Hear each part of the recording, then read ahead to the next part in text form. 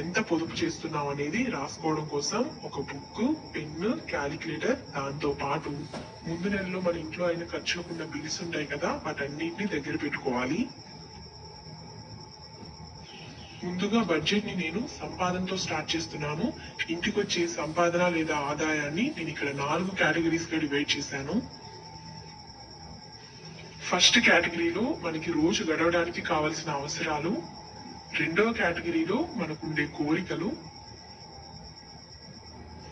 మూడవ కేటగిరీలో అత్యవసరాలు, ఇక 4వ కేటగిరీలో ఈ ఫస్ట్ 3 కేటగిరీస్ కి ఖర్చు పెట్టేగా మిగిలిన డబ్బులు అంటే పొదుపు. ముందుగా ఆదాయం. అందరింట్లో ఆదాయం ఒకేలా ఉండదు. ఒక్కో ఇంట్లో హస్బెండ్ మాత్రమే సంపాదిస్తారు, ఒక్కొక్క ఇంట్లో హస్బెండ్ అండ్ వైఫ్ ఇద్దరు కలిసి సంపాదిస్తారు. మీ ఇంట్లో నెల అయిపోయేసరికి ఎంత ఆదాయం వస్తుంది అనేది నోట్ చేసుకోండి. నేను మీకు అర్థమయ్యేలా చెప్పాలి కాబట్టి ఎగ్జాంపుల్ గా ఒక 50,000 ఆదాయం తీసుకున్నాను. ఇప్పుడు మనం ఫస్ట్ కేటగిరీలో వేసిన అవసరాల గురించి మాట్లాడుకుందాం. నెల వచ్చేసరికి మనకి ఇంట్లో ఉండే అవసరాలు, నెలలో ఇవి ఖచ్చితంగా ఖర్చు పెట్టాల్సిందే అనేవన్నీ ఈ కేటగిరీలో వేసుకోండి.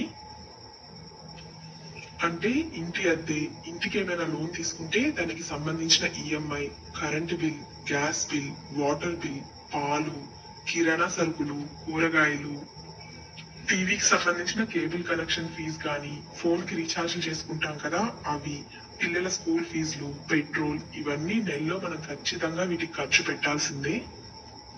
నెల వచ్చేసరికి మీరు ఇంట్లో కంపల్సరీ ఖర్చు పెట్టాల్సినవన్నీ ఇలా అవసరాల్లో వేసుకోండి. ఒక నెలలో వీటికి ఎంత ఖర్చు అవుతున్నాయి అనేది నోట్ చేసుకోవడం కోసం ముందు నెలలో మీకైన బిల్స్ అన్ని, అంటే కరెంటు బిల్ కానీ, కూరగాయలకి ఎంత ఖర్చు పెట్టారు, గ్రాసరీకి ఎంత అయినవి అనేది చూసుకుని నోట్ చేసుకోండి.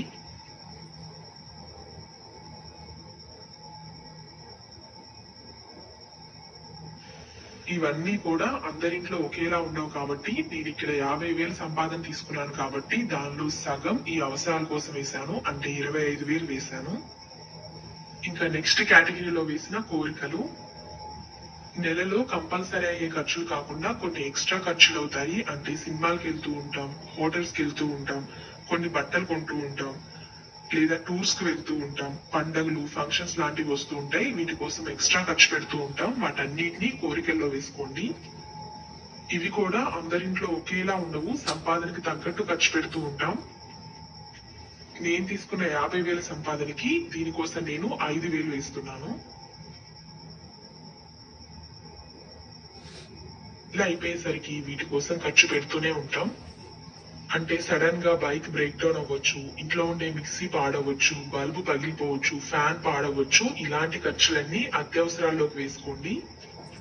నేను ఇక్కడ యావరేజ్ గా 5,000 రూపాయలు వేశాను.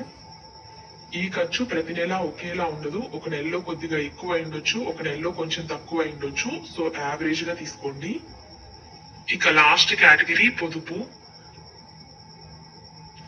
మనకు వచ్చే సంపాదనలోంచి అవసరాలు, అత్యవసరాలు, కోరికలు తీసేగా మిగిలిన డబ్బులే పొదుపు. నేను తీసుకున్న 50,000 సంపాదనలోంచి 25,000 అవసరాలు, 5,000 అత్యవసరాలు, 5,000 కోరికలు తీసేగా మిగిలిన పొదుపు 15,000.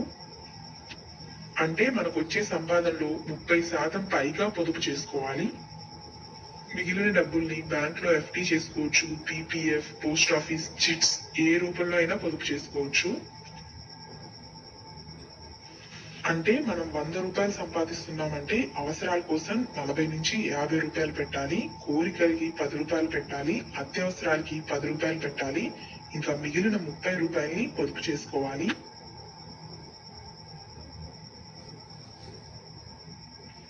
అంటే మీరు 10,000 సంపాదిస్తే దానిలో 30% అంటే 3,000 పైగా పొదుపు చేయాలి.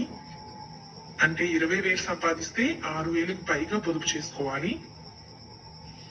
అదే 1,00,000 రూపాయలు సంపాదిస్తే 30,000 పైగా పొదుపు చేసుకోవాలి. ఇలా మీ సంపాదనకు తగ్గట్టు మీ పొదుపు ఉండాలి. ఇప్పుడు చూపించిన దానికంటే మీ పొదుపు తక్కువ ఉంది అంటే సంపాదనని మనం 4 కేటగిరీస్ గా డివైడ్ చేశాం కదా. ఖర్చు చేసే 3 కేటగిరీస్ అంటే అవసరాలు, కోరికలు, అత్యవసరాలు.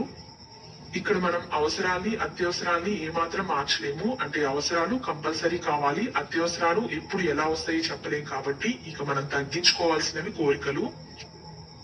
నెలలో మనం పొదుపు చేసే అమౌంట్ ని పెంచుకోవాలి అంటే కోరికల రూపంలో ఖర్చు చేసే అమౌంట్ ని తగ్గించుకోవాలి.